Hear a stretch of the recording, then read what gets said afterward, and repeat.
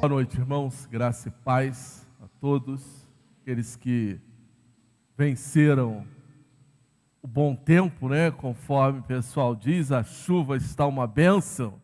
Então, aqueles que venceram o bom tempo, né, estão aqui conosco, e também aqueles que estão nos acompanhando através das redes sociais. Que Deus nos abençoe mais esta noite e continue a falar aos nossos corações.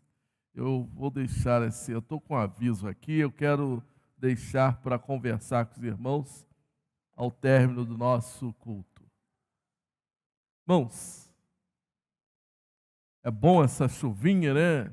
Esse tempinho gostoso, agradável, é sinal de que estamos aí próximo à mudança de estações. Mas a gente ainda vai aproveitar esse tempo para compartilhar um pouco aí com a igreja, e o tempo também que Deus tem nos dado. Vamos abaixar nossa cabeça mais uma vez e estarmos orando. Pai amado, Pai de graça, Pai de misericórdia, nós louvamos e engrandecemos a Ti, Senhor. Agradecemos, ó Pai, pelo tempo, pela oportunidade que Tu tem nos dado, Senhor Deus, oportunidade de nós nos reunirmos, oportunidade de adorarmos e louvarmos a Ti, ó Pai. Obrigado, Senhor Deus, pelo Teu cuidado sobre a Tua igreja, sobre cada um dos Teus servos, ó Pai. Aqueles que aqui estão conosco nesta noite, aqueles que também nos acompanham através das redes sociais. Que esse seja um tempo de graça, de misericórdia, do Teu cuidado sobre as nossas vidas, sobre a Tua igreja. Por isso, ó Pai, fala conosco, Senhor Deus, agora através da Tua palavra. Que o Teu amor, a Tua graça, a autoridade do Teu Santo Espírito seja sobre cada um de nós. Falando, Senhor Deus, no nosso coração, abrindo a nossa mente para compreendermos a Tua boa e perfeita vontade. Toma, Senhor Deus, as vidas que aqui se encontram, aqueles que também nos acompanham através das redes sociais.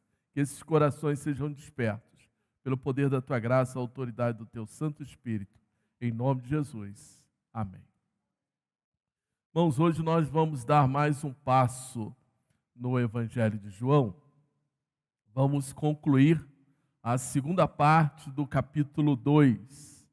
Então nós prosseguiremos hoje do versículo 12 ao versículo 25. Na nossa última mensagem eu havia concluído o capítulo 2, ou melhor, concluído a primeira parte do capítulo 2, aí nós lemos o versículo 12. O versículo 12 ele é um versículo de transição entre as duas passagens.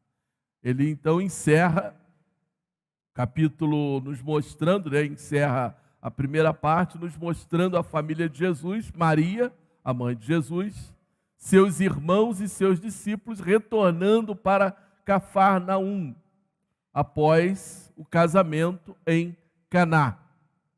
Então esse versículo de transição, ele tem um propósito para mostrar essa movimentação de Jesus Cristo ali na região da Galileia.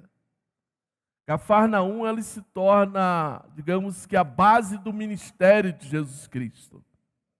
Nos evangelhos nós encontramos diversos relatos de Jesus Cristo estando ali em Cafarnaum e saindo dali, indo para os demais pontos ali da região.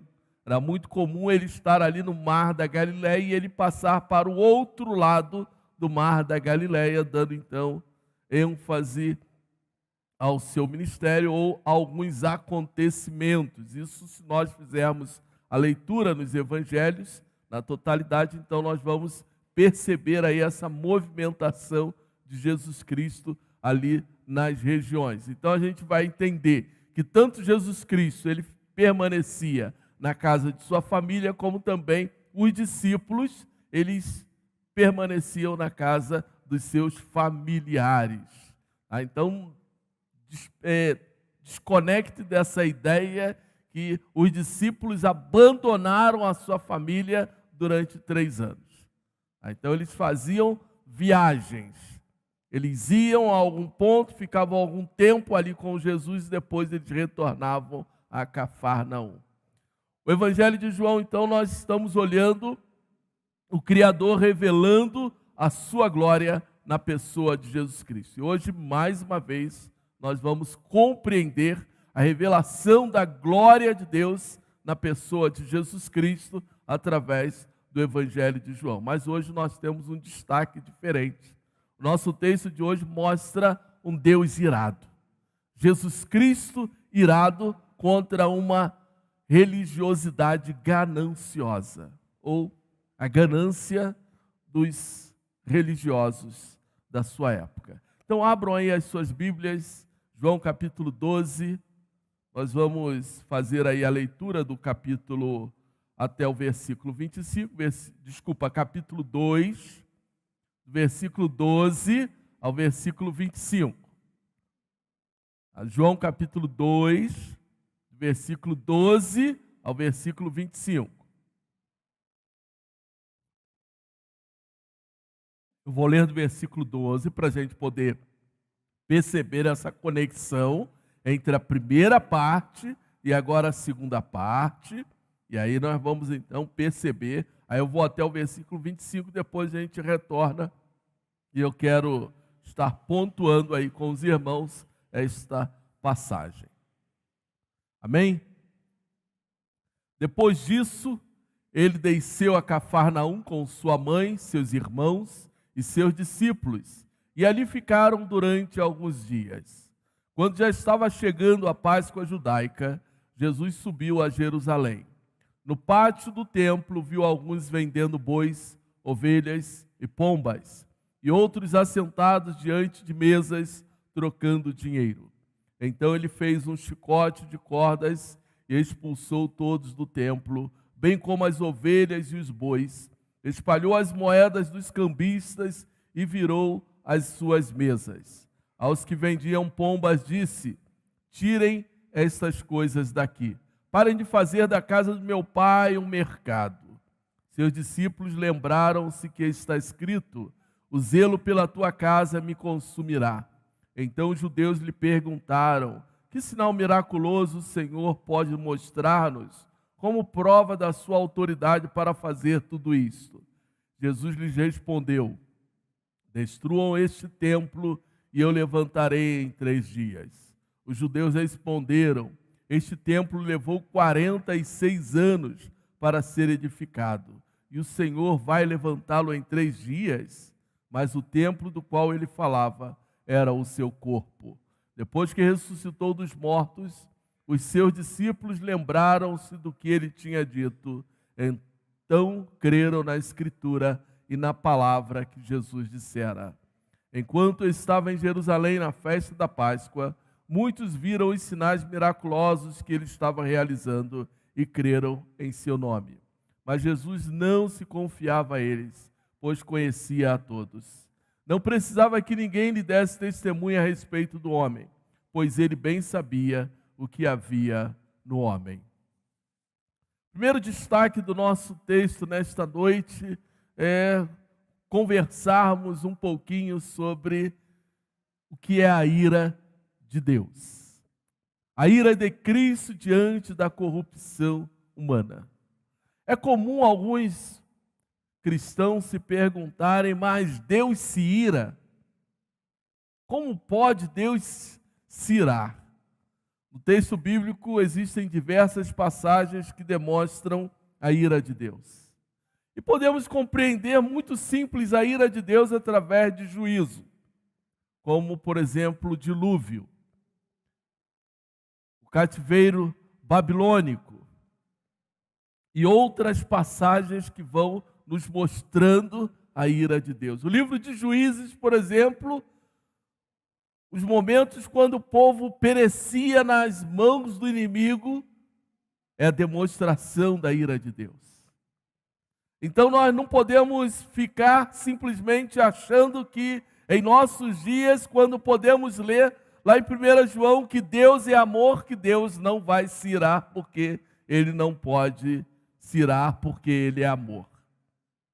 A ira de Deus demonstra também o seu amor pela sua criação. Porque quando Deus se ira, Deus quer corrigir a sua criação. A própria destituição do homem da presença de Deus em Adão, em Gênesis, na situação ali com Adão, quando Adão é banido do jardim, ali já demonstra a ira de Deus. E aí então nosso texto inicia nos mostrando Jesus Cristo irado. E o Evangelho de João, ele faz um destaque diferente dos outros evangelistas. Os demais evangelistas colocam um momento da ira de Jesus Cristo mais para o final do seu ministério. Então é muito provável que esse relato, João não está repetindo o dos outros evangelhos, mas João está mostrando um outro momento, onde Jesus Cristo também demonstra a sua ira. Ou, simplesmente, João, ele está trazendo esta ênfase num momento diferente. Mas, o nosso texto, então, está destacando, primeiro, o início do ministério de Jesus Cristo, onde Jesus Cristo, ali, está definindo o seu propósito, arrumar a casa. Mas por que arrumar a casa? Vamos tentar compreender aqui o contexto e aquilo que estava ali acontecendo. O Evangelho de João nos mostra que esta é a primeira Páscoa de Jesus Cristo. Então, ele narra a primeira Páscoa que Jesus Cristo havia passado após o início do seu ministério. Segundo as tradições judaicas, o judeu, o homem, ele era obrigado a ir a Jerusalém obrigatoriamente por 3 ocasiões.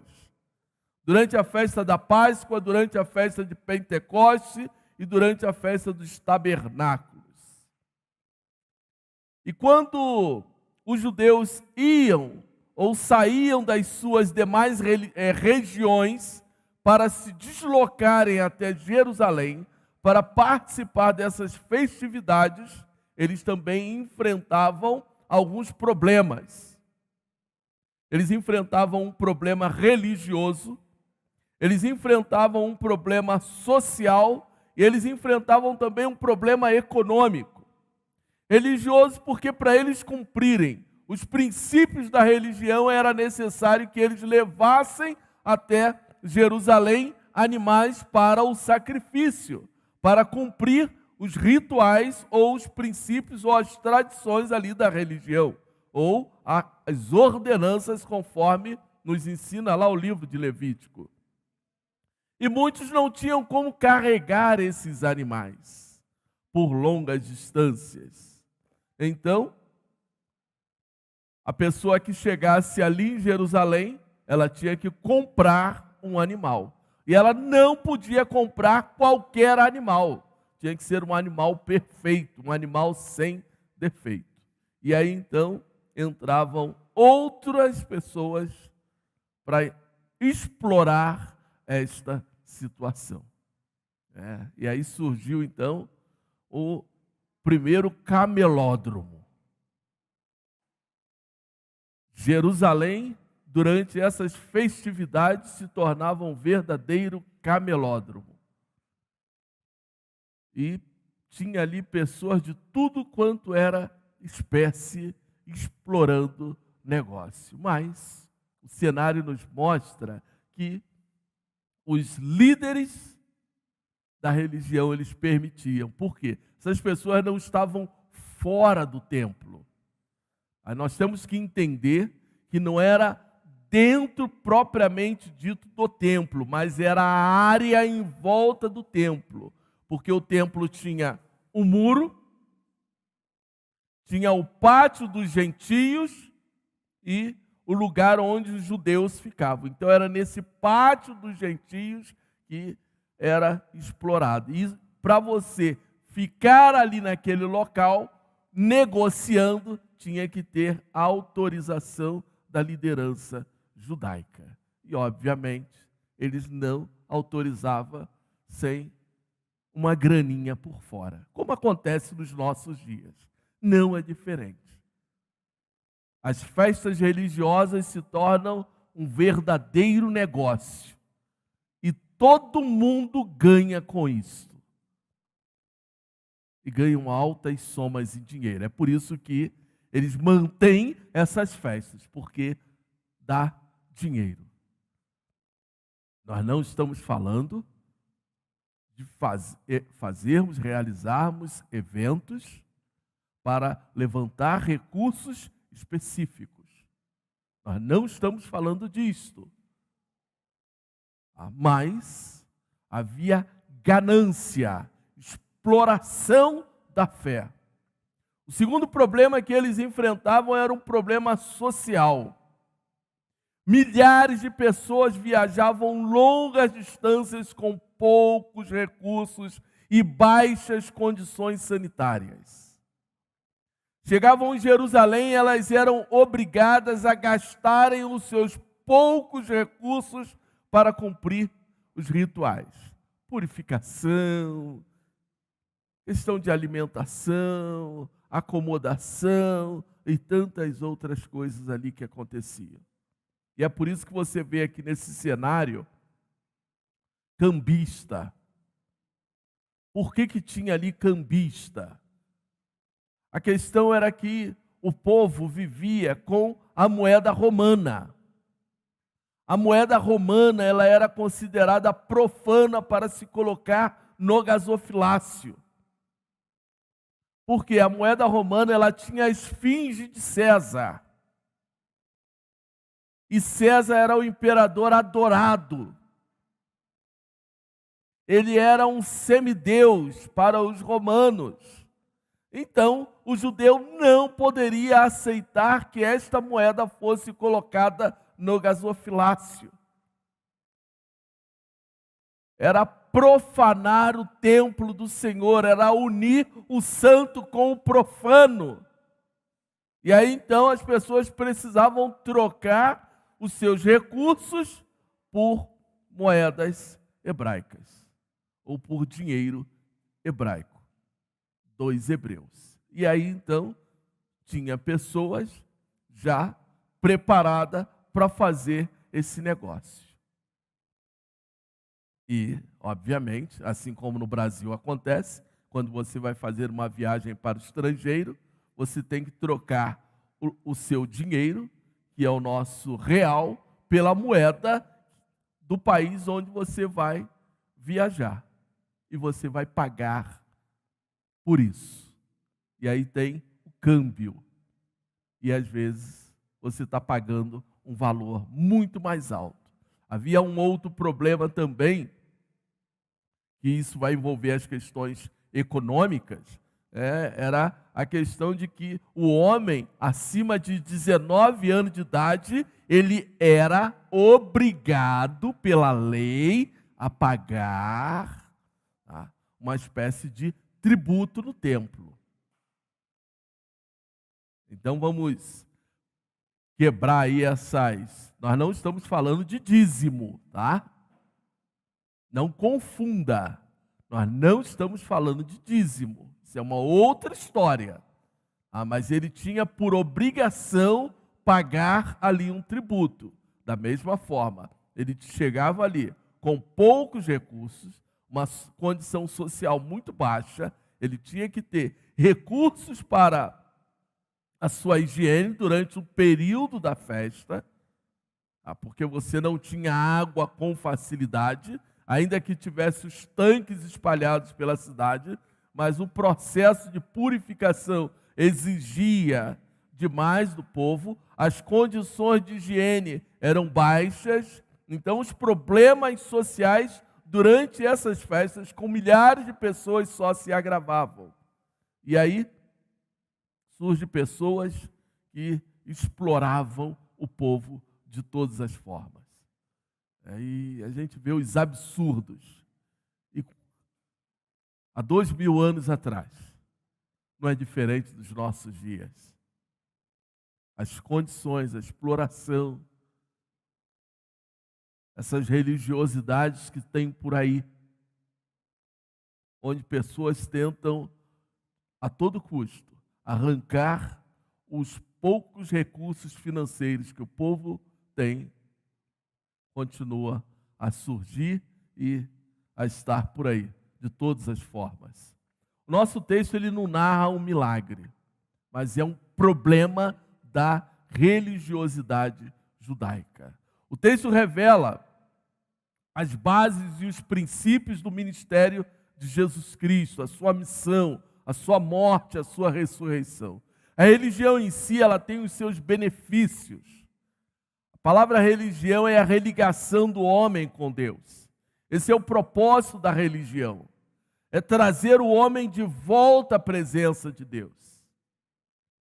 É por isso que a religião em nossos dias, ela está passando um momento extremamente delicado, extremamente complicado. Isso não é por causa da pandemia, não. Já vinha se arrastando já há alguns anos. O número de desigrejados já vinha crescendo nas últimas décadas. A pandemia só foi para revelar algo que já estava acontecendo há muitos anos. A pandemia só serviu para desmascarar a religião dos nossos dias. A religião deveria ser bênção na vida de um povo. Mas, infelizmente, a religião tem sido colocada em últimas circunstâncias, ou talvez em último plano, ou é a última coisa que o homem de hoje ele pensa. Ele pensa em qualquer coisa.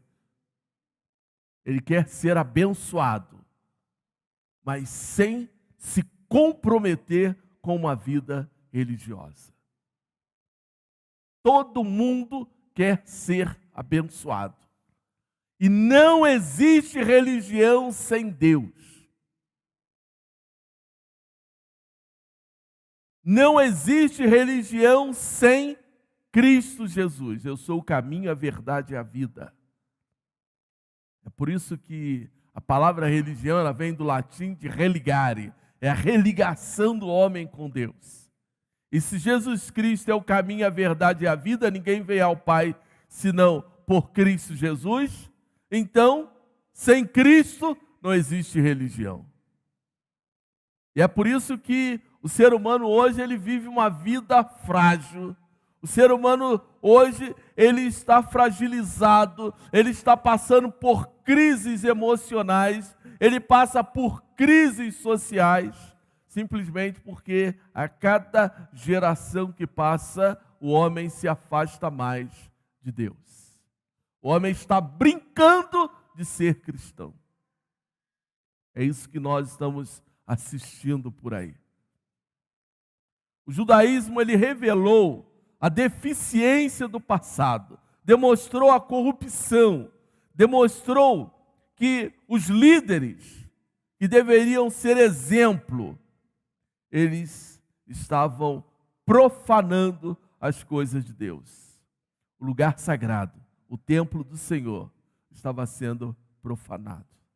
Em nossos dias nós precisamos olhar, focar na nossa vida para podermos reconstruir aquilo que é propósito de Deus para cada um de nós. E há muitos que se deixam se iludir pela religiosidade dos nossos dias.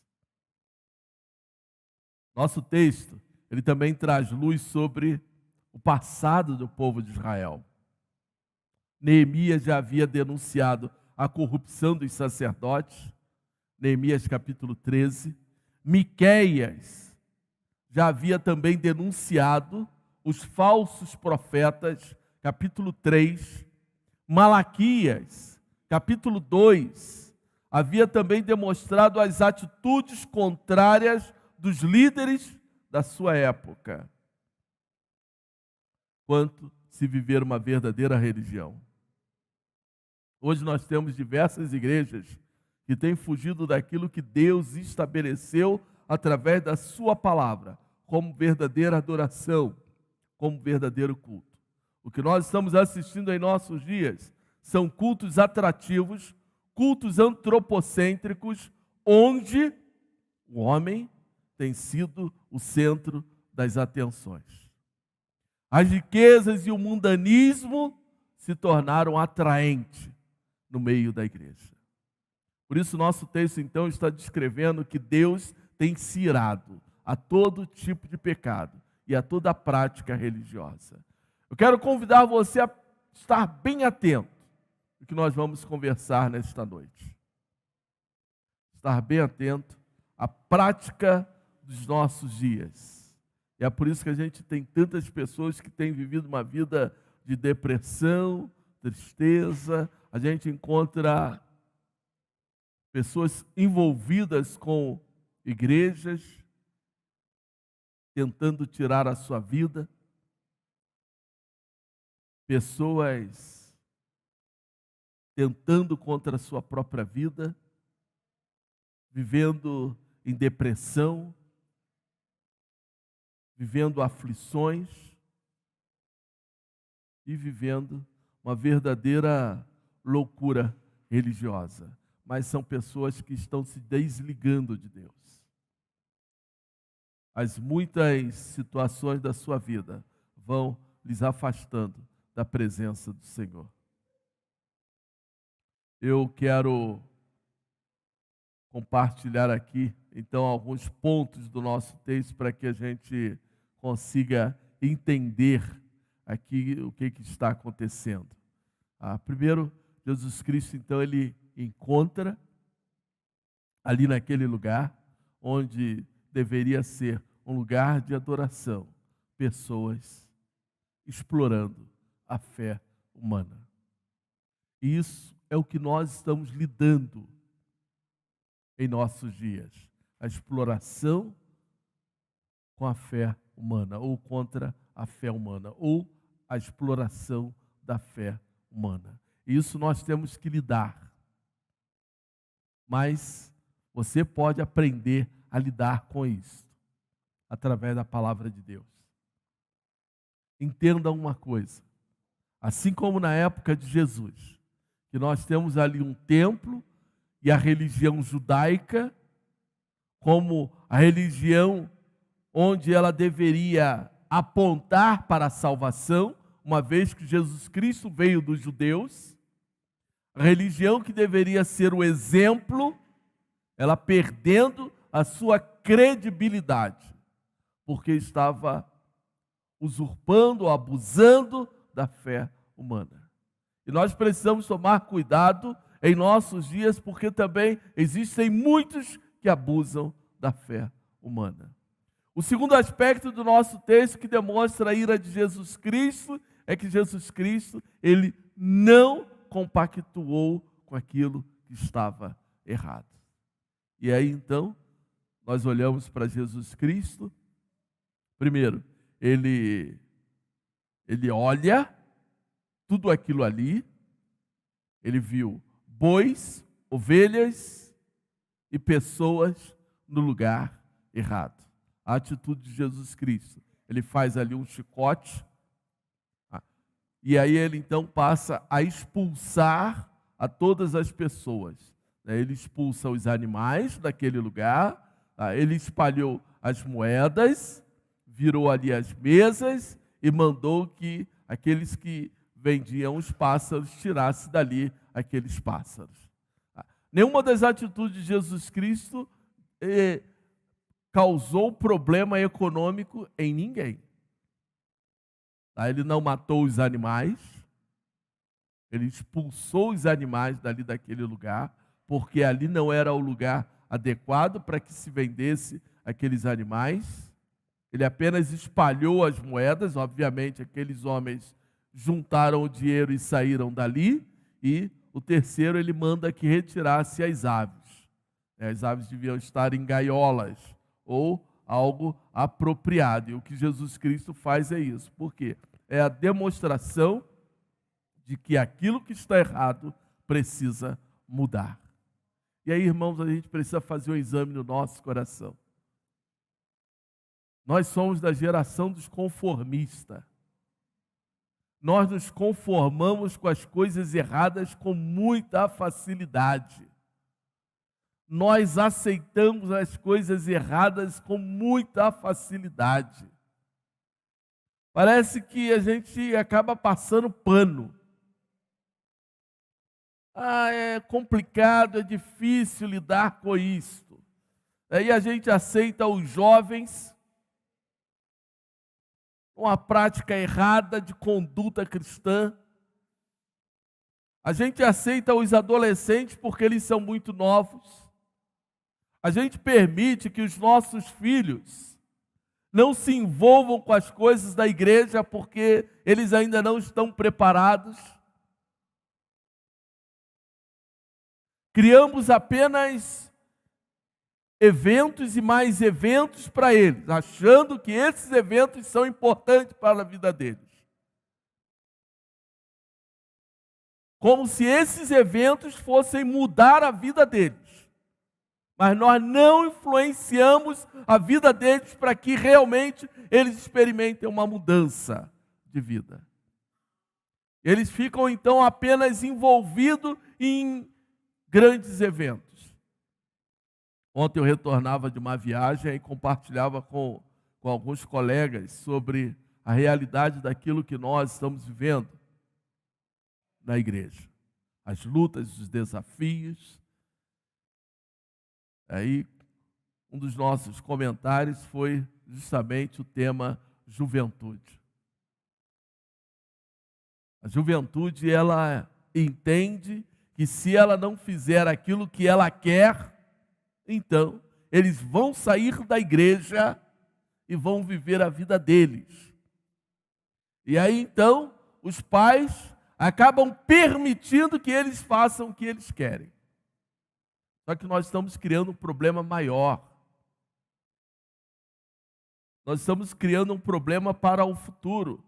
Precisamos entender que essa juventude, a igreja de hoje, eles precisam estar inseridos na igreja dos nossos dias.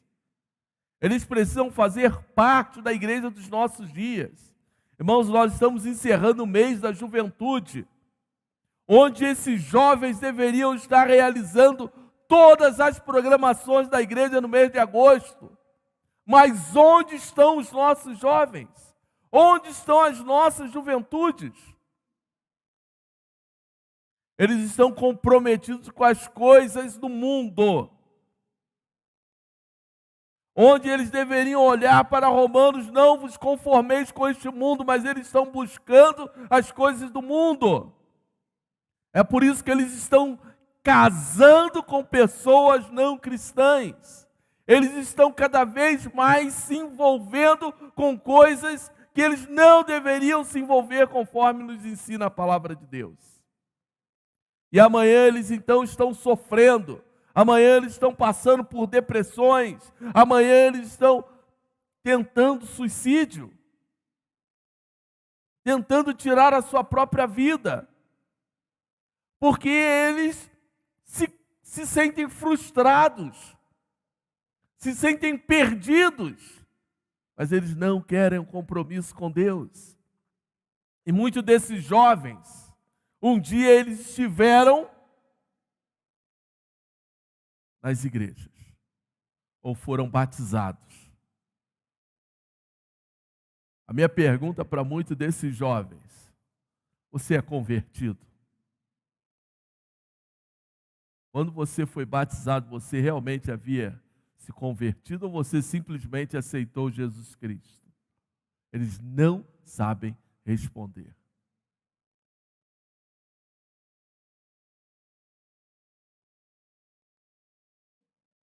Creio que foi no início desse mês, nós tivemos o Conecta.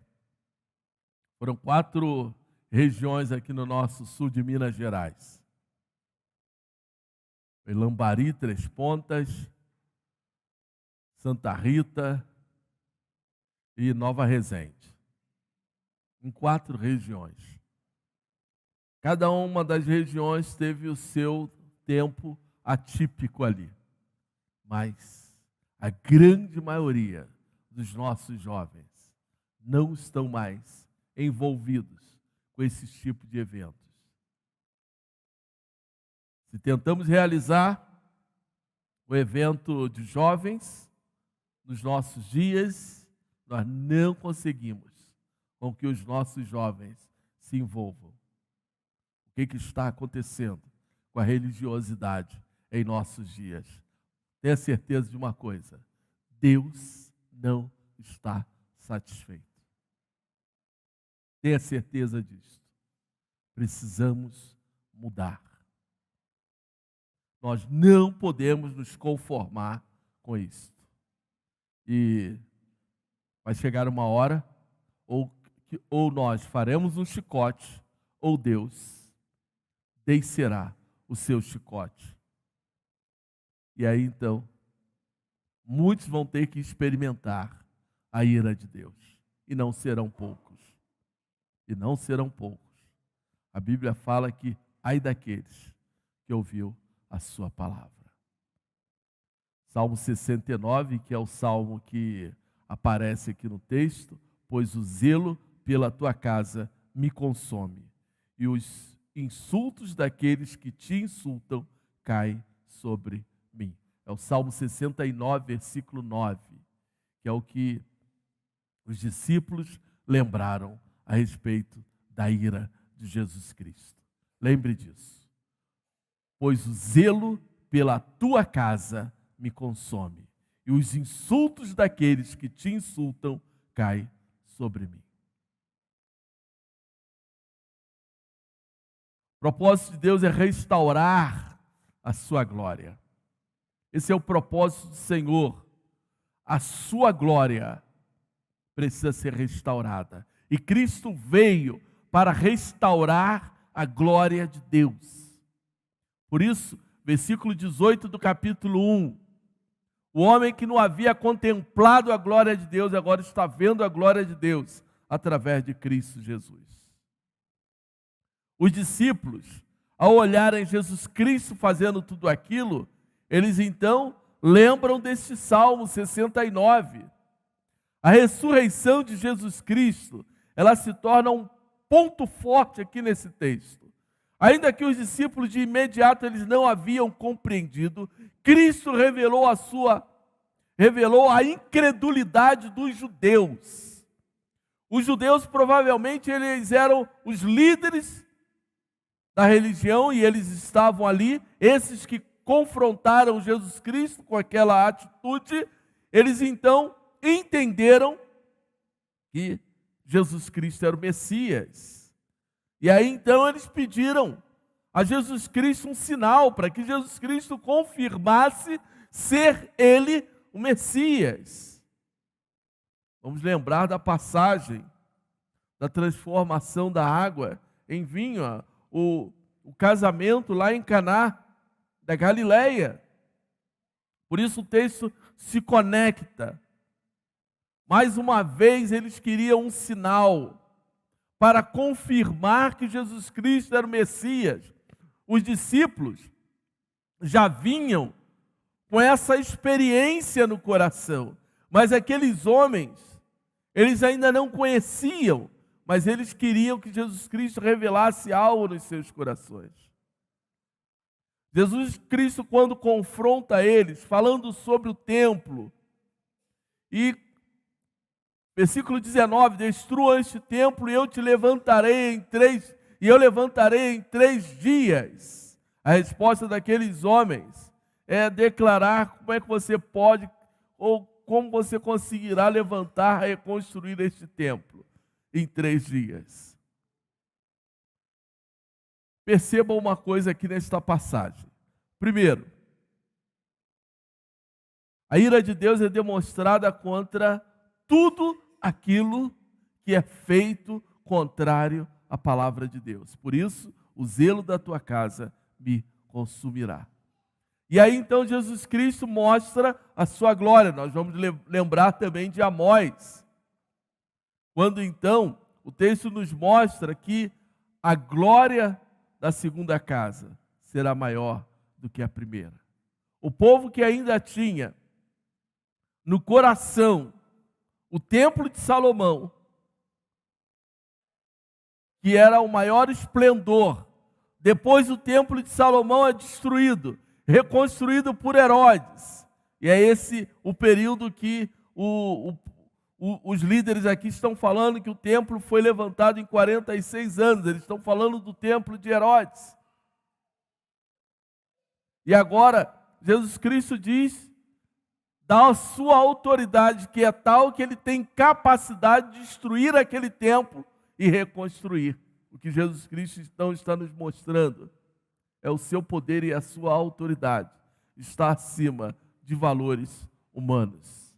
E aí, o que Jesus Cristo estava declarando é a sua ressurreição.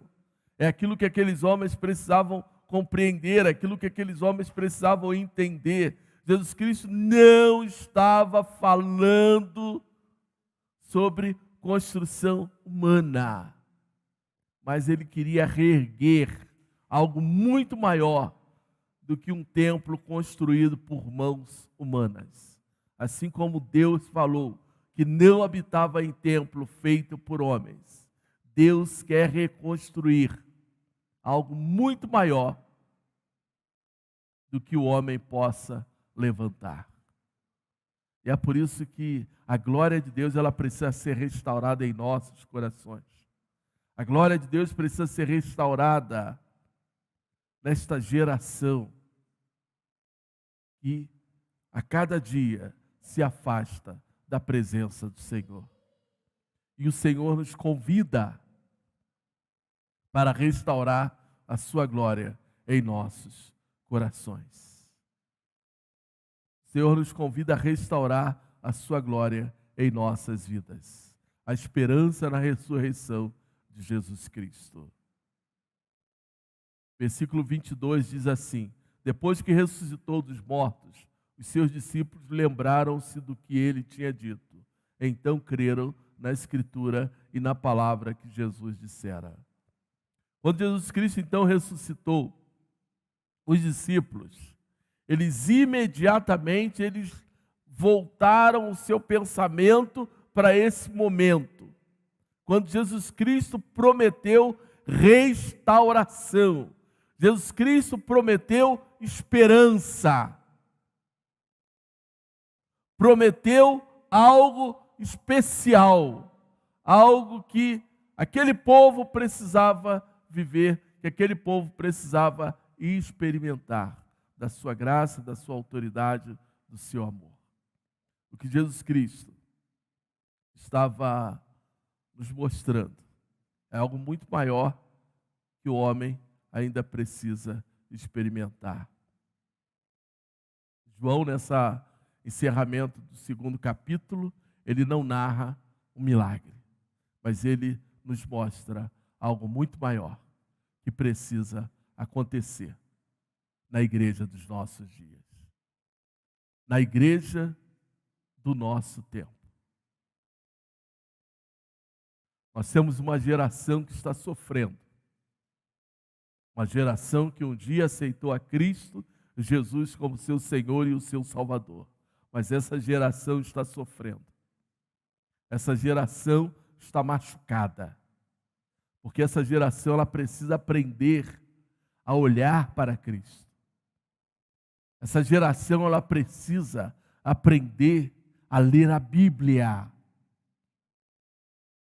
Essa geração ela precisa aprender o que significa aceitar a Jesus Cristo como seu Senhor e o seu Salvador.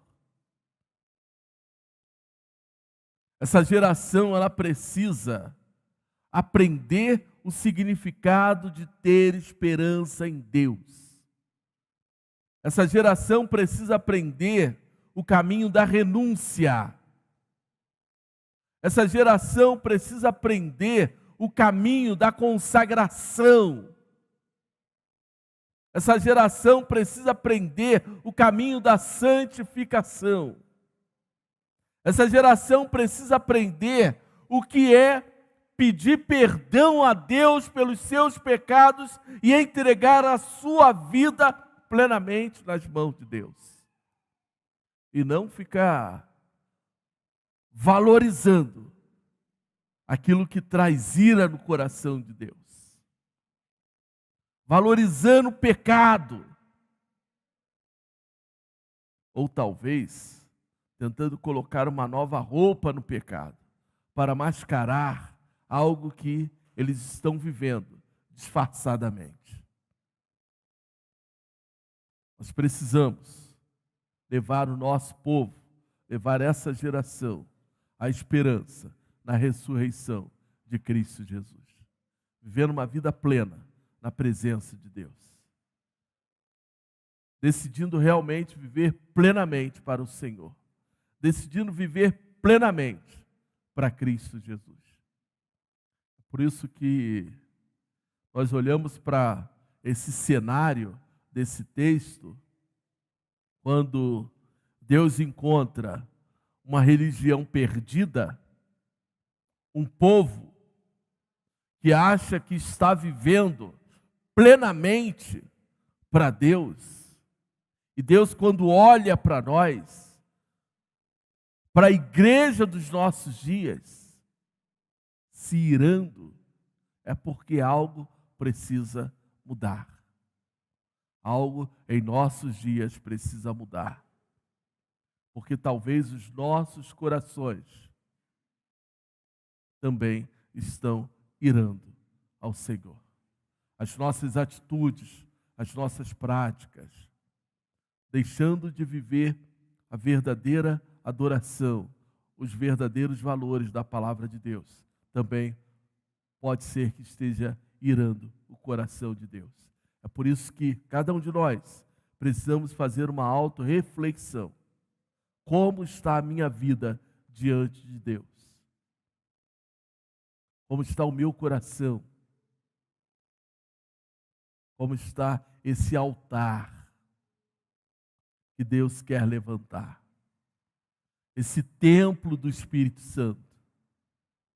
Ou será que o Espírito Santo está habitando dentro de nós? Algumas coisas nós precisamos colocar diante do Senhor. E o único caminho é nós dobrando o nosso joelho e orando e falando com Deus. Porque o propósito de Deus é restaurar a sua glória. E o propósito dele é restaurar a sua glória dentro do nosso coração, através do Espírito Santo de Deus. Esse é o propósito do Senhor, para que haja esperança da salvação nos nossos corações e em nossas vidas.